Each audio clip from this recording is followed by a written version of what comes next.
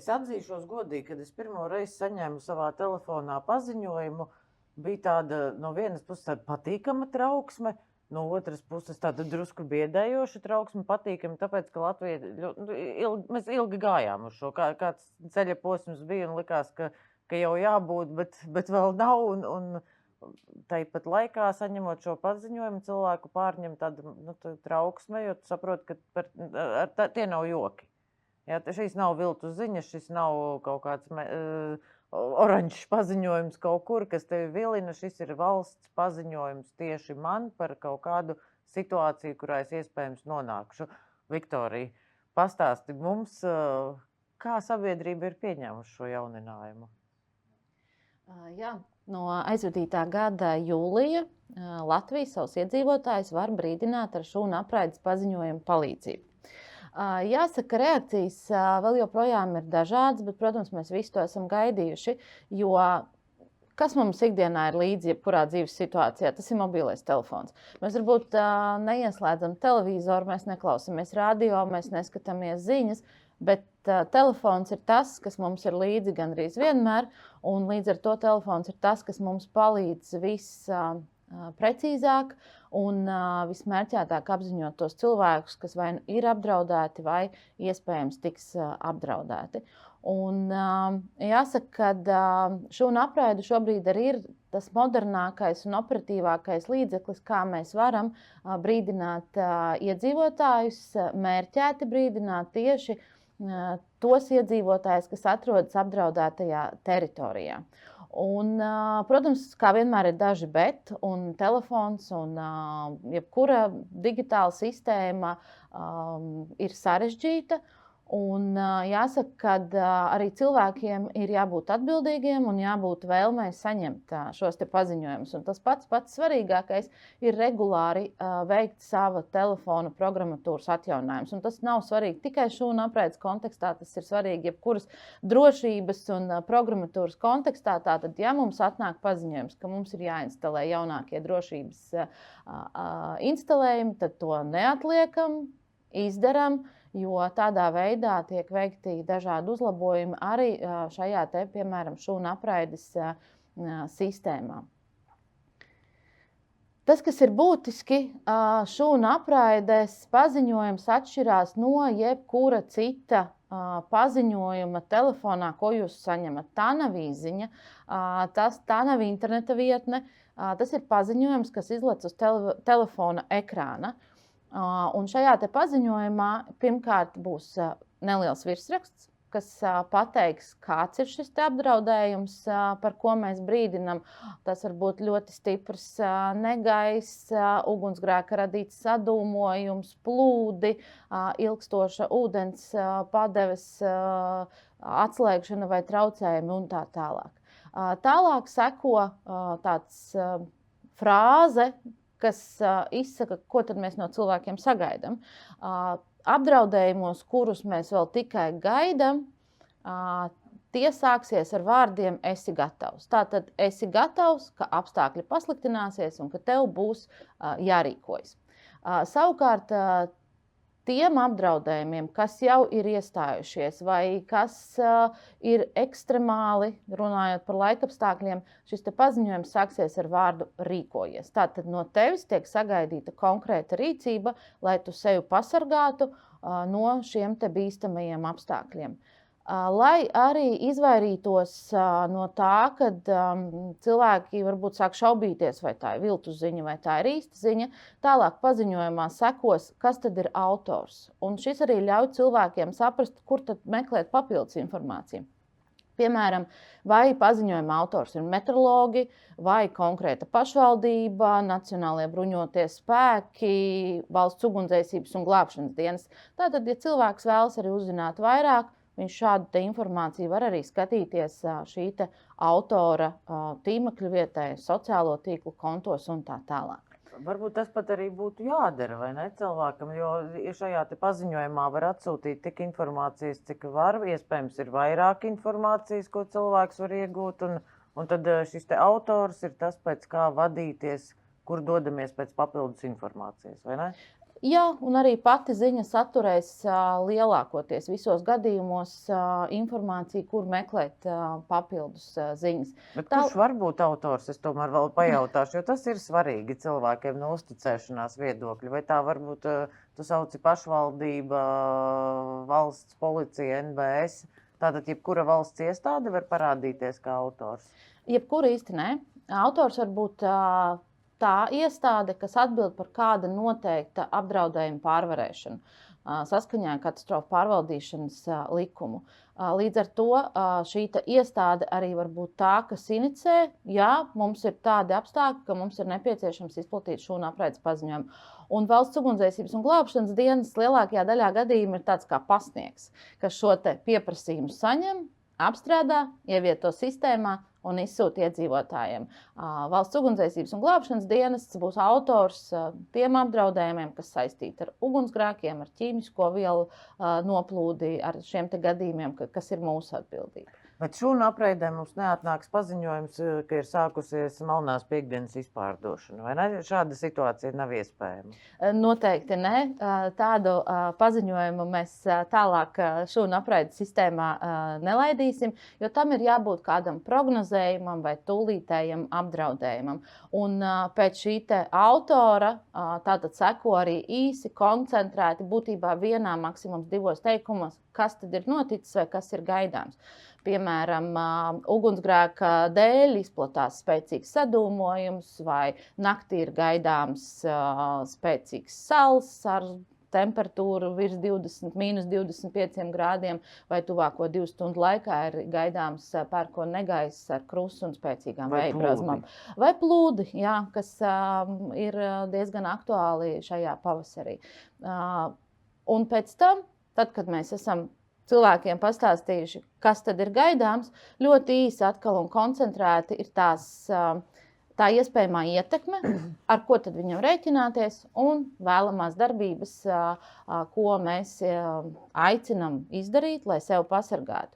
Un tā var būt, piemēram, mobilā telefona uzlāde, kas ir tajos gadījumos, kad mums gaidām elektrības pārāvumu, vai ugunsgrēka gadījumā tas var būt aicinājums aizvērt logus un durvis ciet.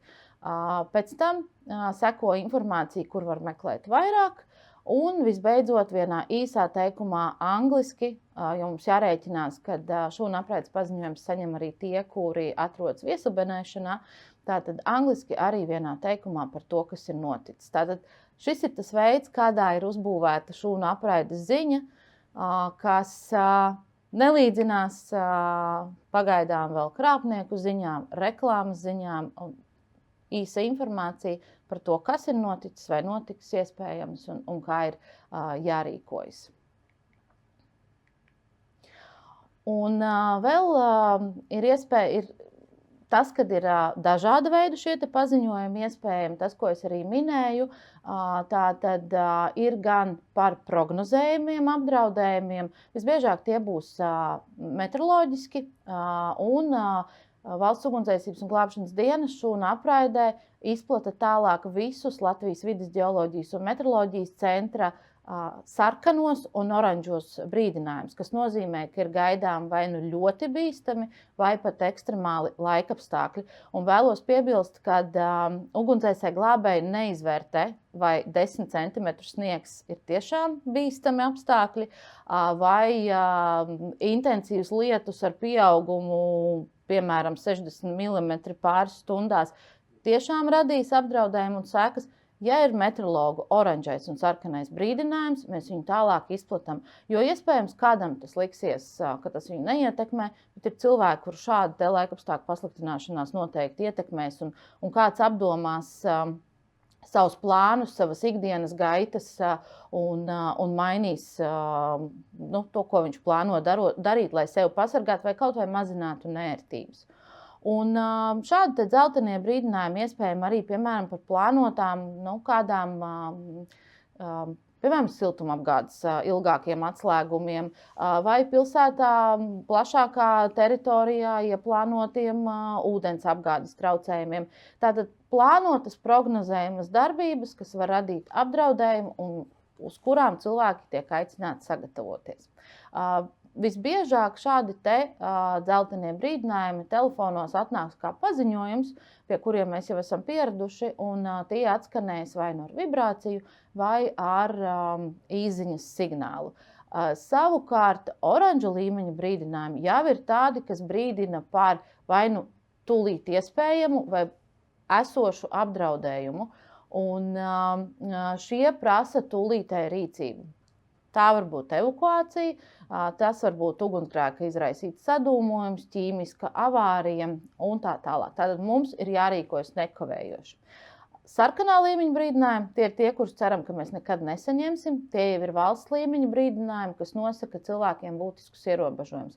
Tas var būt izņēmums stāvoklis, iespējama mobilizācija, komandanta stunda un tā tālāk. Atšķirībā no dzeltenā brīdinājuma, oranžo un sarkano cilvēki saņem ar skaļu trauksmes signālu telefonā, nestoties to, vai cilvēkam ir uzlikts klusuma režīms, vai klusāka tālruņa skaņa. Šis skan ļoti skaļi, jo šo paziņojumu mērķis ir nekavējoties brīdināt par to, ka ir nepieciešama tūlītēja rīcība. Kas ir svarīgi? Svarīgi tajā brīdī, kad mēs saņemam šūnu apraides paziņojumu, ir viņu izlasīt un rīkoties tā, kā tur ir rakstīts, uz ko cilvēki ir aicināti. Jo jāapzinās, ka šūnu apraides paziņojuma mērķis ir cilvēku brīdināt, aicināt viņu darīt visu, lai sevi pasargātu. Pat ja liekas, ka mani šajā brīdī šis iespējamais apdraudējums neskar, neapdraud, situācijas var būt dažādas. Un ļoti svarīgi arī ar saviem bērniem, ar ģimenē esošiem senioriem pārunāt, ko tad nozīmē šis šūnu apraides paziņojums, kāpēc tāds tiek izplatīts un kāda ir turpmākā rīcība. Jo atceramies, ka valsts uzdevums ir brīdināt, bet katrs pats ir atbildīgs par savu drošību, un katrs pats ir atbildīgs par to, ka viņš rīkojās tā, lai sevi pasargātu dzīvībai bīstamās situācijās. Jā, patiesi, nereti mums gribās, ka viss notiek pats no sevis, vai ne, un kāds cits mani piecels no divāna un izvadīs drošā vietā, un noteikti, ka tas tā arī noteiktās situācijās ir, kad tavi kolēģis teica kādam palīgā, bet saņemot šo šūnu apraidi, man liekas, ka viens no tādiem kritiskākajiem punktiem ir neignorēt. Jā, tas ir svarīgākais - neignorēt, izlasīt un apdomāt, kā tieši šis apdraudējums mani var ietekmēt. Kas varbūt man ir jādara, lai sev pasargātu. Kaut vai tiek prognozēta vētra, negaiss. Mēs esam ļoti atkarīgi no mobiliem telefoniem. Tas mums vienkārši ir jāatzīst. Vai mēs esam viņu uzlādējuši? Jāpaskatās, cik telefonā ir baterija. Tātad, ja mums prognozē vētru, uzlādējam viņu, jo tas nozīmē, ka mēs gan būsim informēti, gan varēsim arī saukt palīdzību, ja tas ir nepieciešams. Tieši tā. Vēl man nereti biedēja tas, ka mēs ikdienā saņemam tik daudz dažādus paziņojumus, notifikācijas uz ekrāna. Ja es, piemēram, tajā brīdī braucu pie stūres, neizlasīju, viņš kaut kur aizslīdēja, vai es viņu kaut kur varu vēlreiz atvērt un izlasīt to paziņojumu, vai tas ir tāds vienreizējs uzplaiksnījums? Šis te paziņojums uz telefona būs tik ilgi, kamēr jūs nebūsiet nospieduši labi, ok, atkarībā no telefonā paredzētās funkcijas. Bet, ja tomēr gadās neizlasīt un nospiest kaut kādā veidā, bet gribās zināt, kas tur bija teikts, tad ir tīmekļa vietne 112.lv, kur šie te brīdinājumi, kamēr viņi ir spēkā, tiek atspoguļoti un jebkurš var ieiet un vēlreiz izlasīt. Kā jūs izvēlaties laiku, kurā izsūtīt šos paziņojumus? Tā kā naktī mani arī piecels, vai kā tas būs? Kurā brīdī? Ir jāizšķir divas situācijas. Tad, kad ir stāsts par prognozējumu apdraudējumu, kas visbiežāk ir šie te meteoroloģiskie oranžie vai sarkanie brīdinājumi, mēs, protams, skatāmies, lai šis paziņojums, ja vien nav tā, ka ekstremālu vētru sola pēc stundas, divām un iepriekš par to nav brīdināts, Mēs izvēlamies to laiku, kad cilvēki vēl ir nomodā. Visbiežāk tā ir apmēram stunda pirms šis brīdinājums stājas spēkā vai vakars 8, 9 par naktī plānotiem apdraudējumiem. Lai cilvēks spēj sagatavoties, lai viņiem ir laiks, jo jārēķinās arī, ka meteorologu prognozes ir tikai prognozes, un viņas mēdz mainīties. Un, protams, viņi mēdz arī diennakti iepriekš izsludināt šo te pašu oranžo brīdinājumu, bet mēs zinām, ka viņas var mainīties, tāpēc mēs pagaidām apmēram stundu pirms šis apdraudējums stājas spēkā, un tad mēs viņu izsūtam šajā dzeltenajā līmenī, kā es jau minēju, lielai daļai vajadzētu atnākt tikai kā paziņojumam. Bet, ja tas ir tūlītais apdraudējums, kurš prasa nekavējošu rīcību, tad šo paziņojumu jūs varat saņemt arī naktī, arī atrodoties teātrī, atrodoties darbā, skolā un tā tālāk, jo tas prasa, lai jūs rīkotos tūlīt. Ja, piemēram, liela ugunsgrēka dēļ ir izveidojies bīstams sadūmojums, mums ir jābrīdina uzreiz, un cilvēki ir jāpasargā uzreiz. Tāpēc mēs noteikti nevaram izvēlēties to laiku, kad cilvēki šo labprātāk saņem. Vai ne, un nevajadzētu dusmoties, ja esot teātrī, jūs saņemat sarkano brīdinājumu, tad tas nozīmē, ka tas ir tas brīdis, kurā jūs ceļaties kājās un dodaties prom. Vai ne? Tad tas iztraucētā izrāde vairs nav lielākā problēma, vai ne? Tieši tā, jā. Vai arī, pat ja tas ir oranžā līmeņa brīdinājums, tas brīdina par kaut ko ļoti nopietnu, kas visticamāk, šo teātra izrādes skatīšanos padarīs jums vairs nedrošu un neiespējamu. Kā ir, mēs Latvijas Valsts radio televīzijas centrā sniedzot e-paraksta pakalpojumus, nereti esam piedzīvojuši to, ka it kā ievies kādu drošības uzlabojumu, bet cilvēks nav īsti priecīgs, viņš tā kā pārmet, ka viņam kaut kas ir sarežģījies dzīvē. Mēs jau te ar kolēģiem šodien runājam par drošības kodiem. Kāda jums ir tā pieredze? Vai vairāk komplimentu, pateicību vai pārmetumu par to, ka tagad cilvēkam kaut kā īpaši jārēģē? Ļoti dažādi.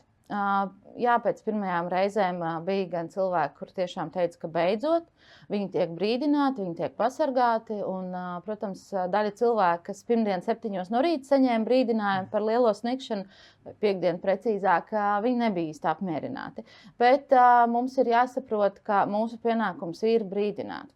Un tāds ļoti skumjš fakts. Mums janvārī, februārī diezgan daudz reizi sanāca brīdināt par spēcīgu salu.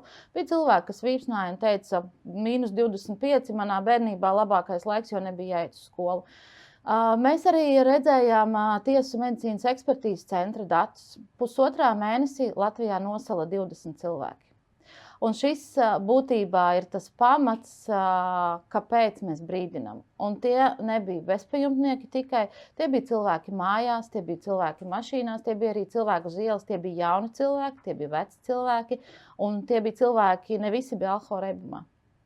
Tāpēc mūsu pienākums ir brīdināt, lai iedzīvotāji apdomātos, ko viņi var darīt, lai sev pasargātu šajās situācijās, kad pastāv apdraudējums. Un vai tajā naktī kaut kur doties, ja sola -25 vai tieši tā, vai doties, mājās, varbūt palikt mājās, jo uz ceļa jebkas var notikt, un pie -25 arī 5 minūtes bez apkurs mašīnā var būt cilvēkam bīstams.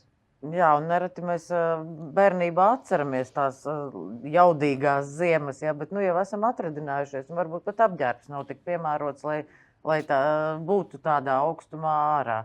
Jā, šūnu apraide ir mainījusi, es domāju, ka ļoti daudzu cilvēku arī to izpratni, ka viņi tomēr tiks pabrīdināti. Vai tas neatslābinās, kā mums vienmēr saka, 72 stundu soma un radioaparāts, vai cilvēki neaizstās, nedomās, ka var iztikt bez radioaparāta un tad tikai vietālrunis ar šūnu apraidi un valsts mani sasniegs? Valsts sasniegs, viņi var pabrīdināt, kad kaut kas ir gaidāms vai kaut kas ir noticis. Bet šajās 613 šūnu apraides zīmēs mēs nevaram ielikt visu informāciju. Un tas ir tikai brīdinājums. Bet 72 stundu soma pēc tam mums palīdz šo te periodu, kamēr operatīvie dienesti, valsts un pašvaldība var doties palīgā pārciest šo laiku. Tā kā tas ir tikai brīdinājums. Atbildība par savu spēju šo laiku pārdzīvot un saudzēt savu veselību, dzīvību gulstās uz katru pašu. Nu jā, un te vēl vienmēr ir liederīgi atgādināt, ka telefons var izlādēties, ja mums nav pieejama elektrība, radioaparāts ar baterijām, ja mums iespējams var palīdzēt arī saņemt ilgāku informāciju. Tā ka nenovērtējam to par zemu. Un vēlreiz paldies par jūsu darbu un par jūsu dienestu un par ziņām, ko jūs esat jau nosūtījuši un vēl sūtīsim. Un vēlam mierīgu martu. Neceram uz daudz paziņojumiem martā. Un, jā, šī ir digitālās drošības diena, bet digitālais un fiziskais ir tik ļoti saplūdis. Ja mēs dienā ieelpojam 20,000 reižu, tad kā jums liekas, cik reizes mēs noklikšķinam? Tikai 3 reizes mazāk. Ja? Un tas ir pārsteidzoši. Un, ja pieliekam šeit statistikai klāt gamerus, ja, kas saklikšķina, un pieliekam klāt mākslīgo intelektu, kas arī mums palīdz saklikšķināt, tad tā digitālā un fiziskā vide patiesi saplūst vienā lielā veselumā. Un ļoti labi, ka digitāls paziņojums telefonā mums var palīdzēt sevi pasargāt ikdienā.